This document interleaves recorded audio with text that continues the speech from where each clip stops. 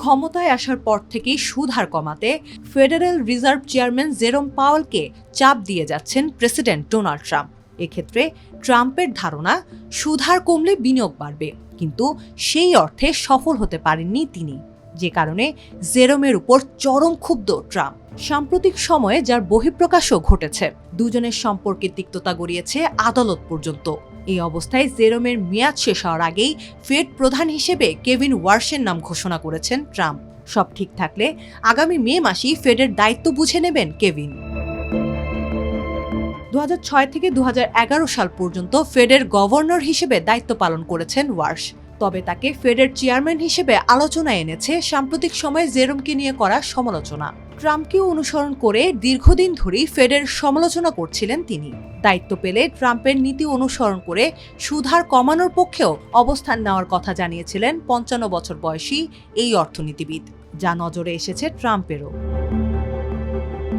নিজের উদ্দেশ্য পূরণে তাই ফেডের চেয়ারম্যান হিসেবে ওয়ার্শকেই বেছে নিয়েছেন ট্রাম্প। ট্রুথ সোশ্যালে দেওয়া এক পোস্টে ট্রাম্প জানান, ফেডের ইতিহাসে অন্যতম সেরা চেয়ারম্যান হিসেবে পরিচিত হবেন ওয়ার্শ, হয়তো সবচেয়ে সেরা হবেন তিনি। ফেডের পরবর্তী চেয়ারম্যান হিসেবে ট্রাম্প কেভিনকে বেছে নিলেও তার দায়িত্ব পাওয়া নিয়ে এখনো কিছু জটিলতা আছে। তার নিয়োগ কার্যকর হতে প্রয়োজন সিনেটের অনুমোদন, যা বিলম্ব হতে পারে ফেড ভবনের সংস্কার নিয়ে জেরোমের বিরুদ্ধে ফেডারেল সরকারের ফৌজদারি তদন্তের কারণে। ফেডের শাসন ব্যবস্থার পরিবর্তন নিয়ে ওয়ার্শের মন্তব্য নিয়েও বিতর্ক আছে। এছাড়া ওয়ার্শ এখন সুদ হার কমানোর পক্ষে কথা বললেও অতীতে গভর্নর থাকাকালে উচ্চ সুদ হারের পক্ষে ছিলেন তিনি। এদিকে ওয়ার্শের নিয়োগ নিয়ে স্বজনপ্রীতির অভিযোগ তুলছেন অনেকে, কেননা পারিবারিক ও রাজনৈতিকভাবেও ট্রাম্পের সঙ্গে যোগসূত্র আছে ওয়ার্শের। তার শ্বশুর রোনাল্ড লডার দীর্ঘদিন ধরেই ট্রাম্পের দাতা ও ঘনিষ্ঠ সহযোগী হিসেবে পরিচিত। এসবের ভিড়ও ওয়ার্শের নিয়োগ প্রকাশের খবর প্রভাব ফেলেছে বাজারে। কিছুটা শক্তিশালী হয়েছে ডলার, এক ধাক্কায় 6% কমে গেছে স্বর্ণের দাম। এর কারণ হিসেবে ক্যাপিটাল ইকোনমিক্সের উত্তর আমেরিকা বিভাগের উপপ্রধান অর্থনীতিবিদ স্টিফেন ব্রাউন বলেন, ওয়ার্শ তুলনামূলকভাবে নিরাপদ একটি পছন্দ।